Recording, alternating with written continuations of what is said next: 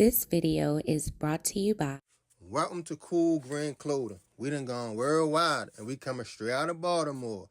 And if you ain't on the team yet, come on get with us. Come on and make a purchase.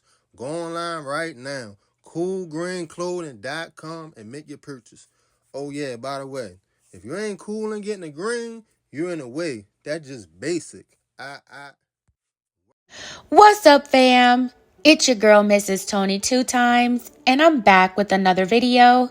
In this episode of the Baltimore Way, I'll be telling the tragic story of Jason Mattison Jr., an openly gay high school sophomore who viciously lost his life while trying to find his way in the world.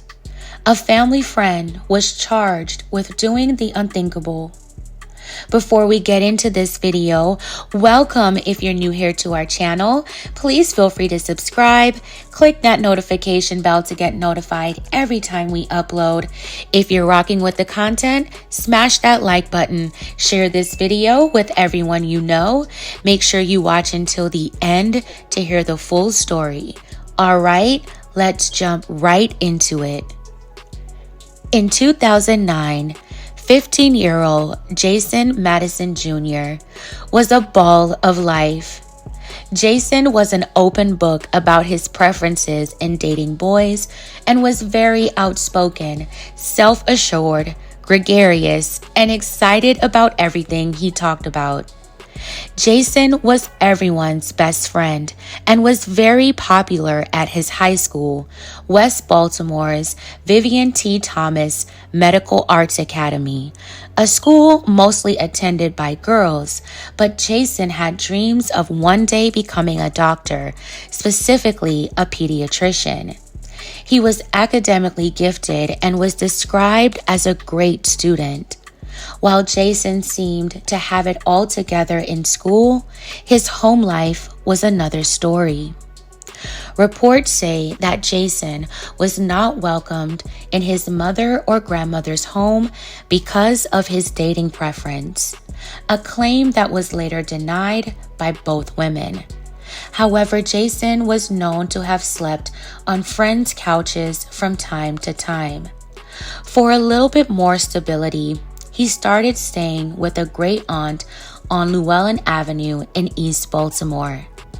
Despite it being a stable place to stay, it was lacking in adult supervision, and the home was also known to be a place where narcotics use and drinking was frequent. Jason did not share his living situation with anyone at school. He continued to excel in school and hid what he was going through behind his cheerful and outgoing personality.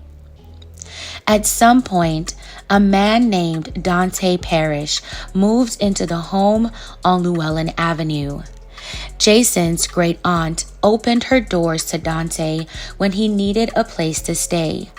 Dante was a family friend from back in the day. Although it had been 20 years since the great aunt had seen Dante, she welcomed him into her home, not having a reason not to trust someone she had known since he was a child. But what Jason's great aunt and other families did not know is that Dante had run-ins with the law since 1992.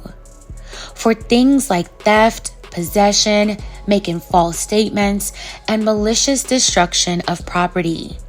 And in 1999, he was convicted of slaying a man in East Baltimore and was sentenced to 30 years in prison. Dante's appeals in the 1999 case were unsuccessful until the Innocence Project, whose attorneys fight post-conviction appeals, stepped in. With their assistance, he was granted a new trial in 2008. In the new trial, he entered an Alford plea to second-degree murder. An Alford plea basically means the defendant acknowledges that there is enough evidence for a conviction, but they maintain their innocence. Anyway, Dante was sentenced to time served in that case and was released in January 2009 after spending almost 10 years behind bars. It's not clear exactly when Dante moved into the home in 2009. Family sources reportedly suggested that Dante had exhibited an unhealthy interest in Jason for some time, one that made Jason feel uncomfortable. On November 9th, 2009, 3 of the people staying at the house on Llewellyn with Jason had left to go to a party in Cherry Hill. Jason was at the home with his great aunt, her brother, and a 13-year-old girl. Jason went to sleep in a bedroom on the second floor. At some point, Dante entered the room Jason was in. Dante approached Jason and attempted to do the unthinkable. The 13-year-old girl heard Jason screaming for help. She ran to get Jason's great aunt to tell her about Jason's cries. When the great aunt entered the room, she witnessed Dante going after Jason in a compromising position. Dante yelled at her to get out.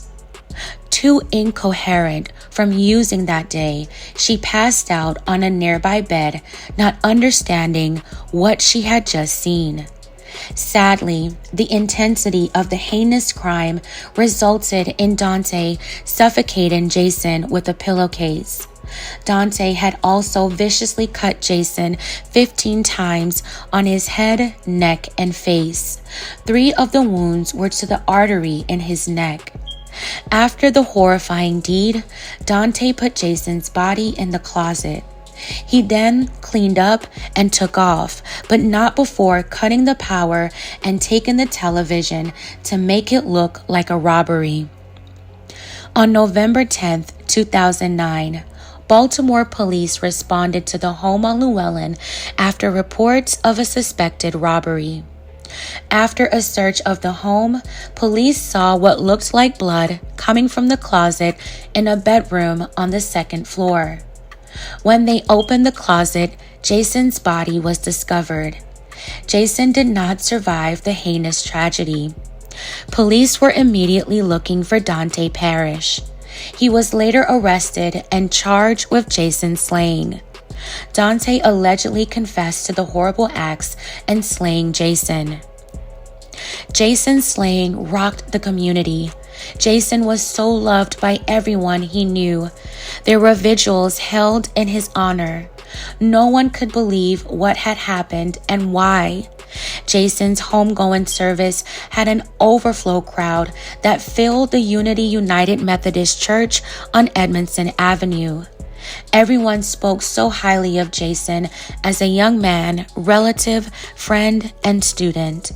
There were many cries heard throughout the service, and some of the attendees had to leave because it was too much to bear. It would take almost 3 years for Dante to go to trial. Jason's family attended the trial every day. It was difficult for the family to hear the details of the terrifying tragedy. Along with his alleged confession, there was a considerable amount of DNA evidence linking Dante to the crime. The state laid out its case and called numerous witnesses to the stand. Prosecutors pointed out that Jason was virtually homeless after being shunned by family because of his preference to like boys. But again, Jason's mother and grandmother denied those claims. Jason's mother said she never put her son out. His grandmother said she accepted his preferences and loved him either way. Some family members described Jason as visiting relatives while he was at his great aunt's, but others say Jason was actually living there. There were some conflicting stories about Jason's living arrangements, but nonetheless, family members did their best to support each other and represent Jason during that difficult time. Pointing fingers was not going to bring Jason back. There is only one person responsible, and that's the person who committed the crime. Dante's defense attorney contended in court that police compromised the crime scene and handled Dante's arrest in a sloppy manner. However, the defense reportedly didn't have any evidence or witnesses to back up those claims. After a short deliberation, a jury found 37-year-old Dante Parrish guilty of slaying Jason Mattison Jr. On April 3, 2012, Dante Parrish was sentenced to life without parole. May Jason Mattison Jr. continue to rest, and may his bright and bubbly personality continue to be remembered. My thoughts and prayers are with Jason's family and everyone involved in this tragedy. It's been almost 14 years since the crime happened. Jason would have been 29 years old this year. It's so unfortunate that his life was taken so soon and in such a tragic way. He had so much life ahead of him. Jason was still just a child. He didn't deserve to lose his life in that manner, regardless of how he lived his life and who he was as a person. There was no telling what Jason could have accomplished if his life wasn't taken from him. This is such a terribly sad story. Fam, tell me your thoughts in the comments below. Alright fam, that's it for this episode of the Baltimore Way. Thank you all so much for watching.